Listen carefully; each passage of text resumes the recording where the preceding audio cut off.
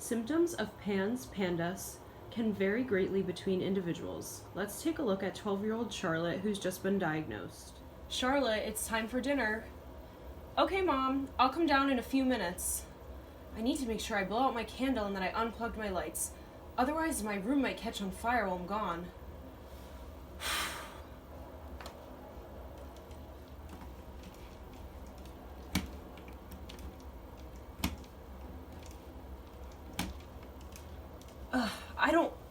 I don't know if that worked. Let me check again.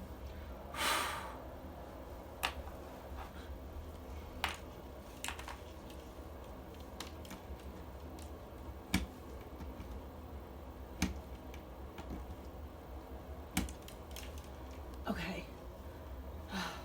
I think I'm ready for dinner. Let me go wash my hands. Wait, no, I don't think I did that right. Let me try again. Okay, I think that was okay.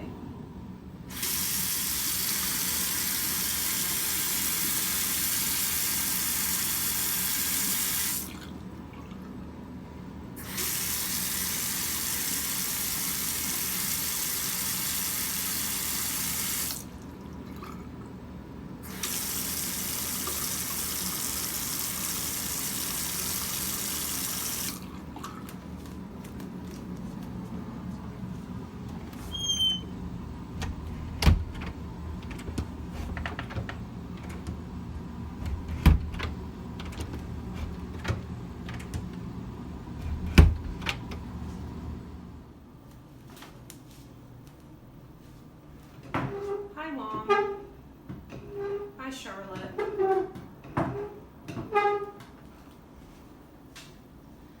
Mom, I don't think I feel very hungry today. What? You haven't eaten since breakfast. You need to eat something. I'm just not hungry. I can't stop thinking about my room. I think the candle's still going. What if my room burns down? Charlotte, you checked the candle 3 times before you left, right? Yeah, but I think it might still be burning. I promise it isn't. I'll send Dad to look at it when he gets home. He should be here any minute. Charlotte, I got your report card back. You have 3 C's. What's going on? Nothing, Mom. Nothing. I'm just having trouble concentrating. But nothing is wrong. I'll figure it out, okay? You don't have to worry so much about me. I'm fine. Okay, I'm just worried because some teachers noticed that you were acting out. This isn't normal behavior for you. Okay, Mom, just whatever. Later that night, Charlotte gets into bed, but she can't fall asleep. She's thinking about her room burning down overnight, so she gets up and she repeats her ritual. When she wakes up in the morning, Charlotte notices that she's wet the bed. Instead of cleaning herself up, Charlotte gets up and begins her morning ritual. What just happened with Charlotte? Why is she acting weird? Well, let's take a look at the ritual Charlotte performed before she left. Having a specific ritual is a sign of obsessive-compulsive disorder, or OCD. She feels the need to repeat precise movements, such as how she had to walk through the doorway again because it didn't feel right, or how she had to pull the chair out at dinner 3 different times. Charlotte also has an obsession with her room burning down. It's not abnormal for children to want things to be a certain way, but Charlotte can't find any comfort in doing things like plugging and unplugging her lights 3 times. Performing the ritual does not alleviate her distressing emotions. Many obsessions have themes of contamination, desire for symmetry, danger, or forbidden desires.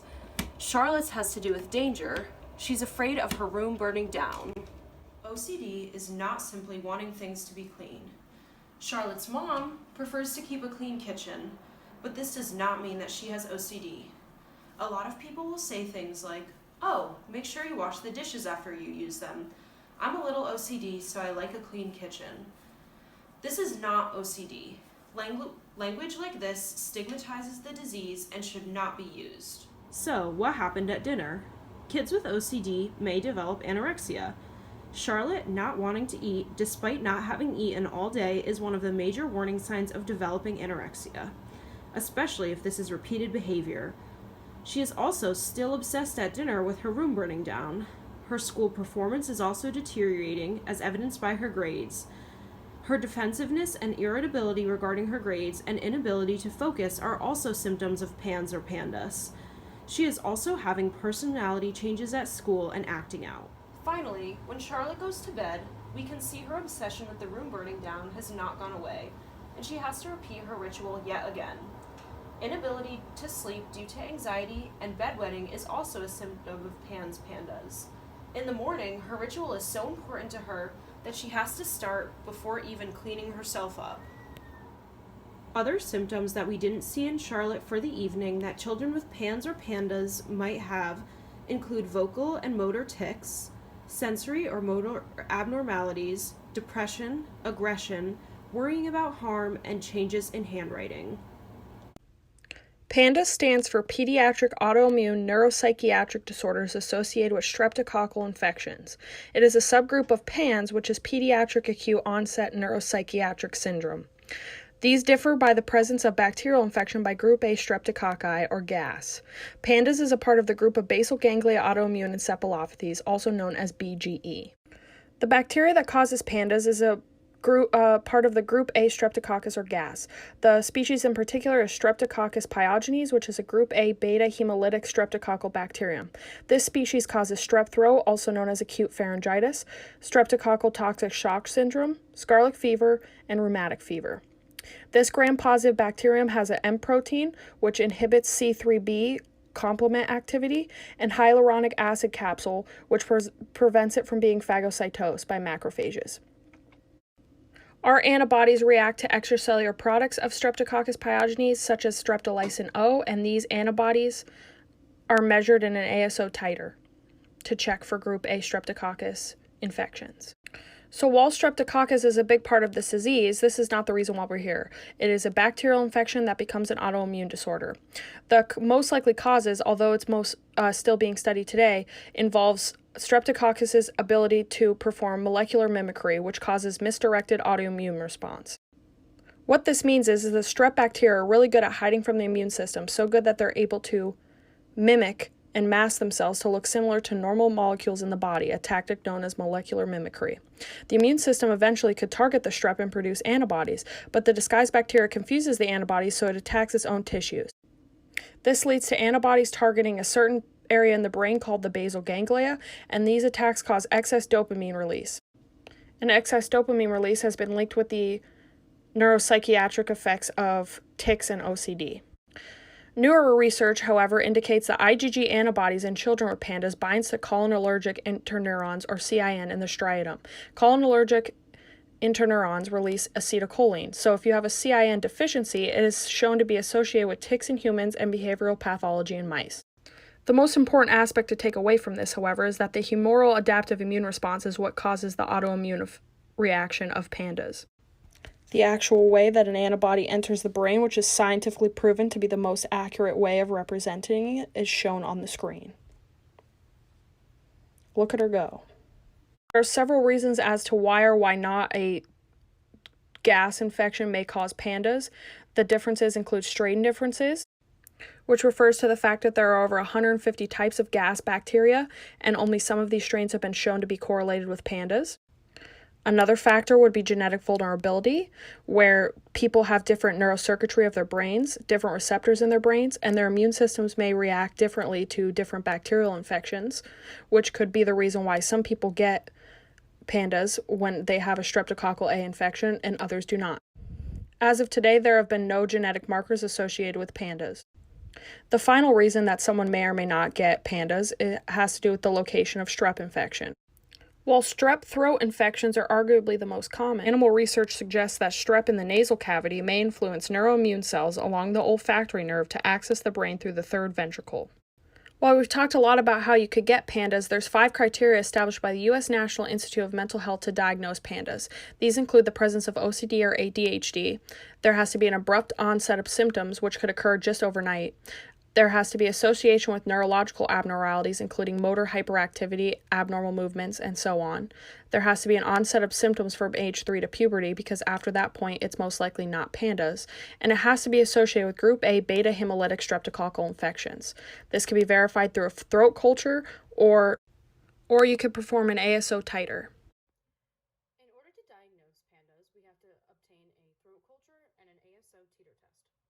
So both these aim at confirming the presence of group A beta hemolytic streptococcal bacteria.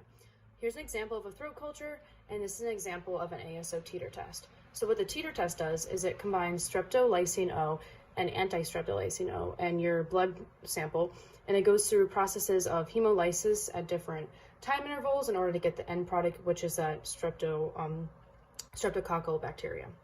So if you test positive for that, we're first going to treat the bacterial aspect of it. So we're looking at penicillin, amoxicillin, and azithromycin. Usually penicillin and amoxicillin are given as they break down the cell wall to kill the bacteria, and they aim at that peptoglycan. However, some people are allergic to amoxicillin and penicillin, so we have this azithromycin substitute. I recommend the amoxicillin and penicillin at about 25 milligrams twice a day for 10 days, and the azithromycin for 15 kilograms a day for 5 days. So after we've targeted the bacterial aspect, it's important to also look at the OCD symptoms and how we will treat that. So we have some SRIs here. The first one is fluoxetine, and it's 10 milligrams per day. Sertraline at 50 milligrams a day, and Pyroxene at 25 milligrams per day.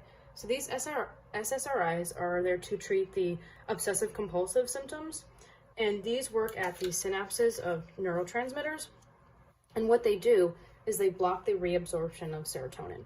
So usually what would happen here is these receptors would take up the serotonin, leaving not a lot in the synapse, but these SSRIs work to block that. So there will be an increase of the amount of serotonin in the synapse. So that's what those do. But also, in marriage with the SSRIs, it's important to give CBT therapy or other behavioral therapies. And CBT therapy is cognitive behavioral therapy, and that works on changing attitudes and behaviors based on thoughts.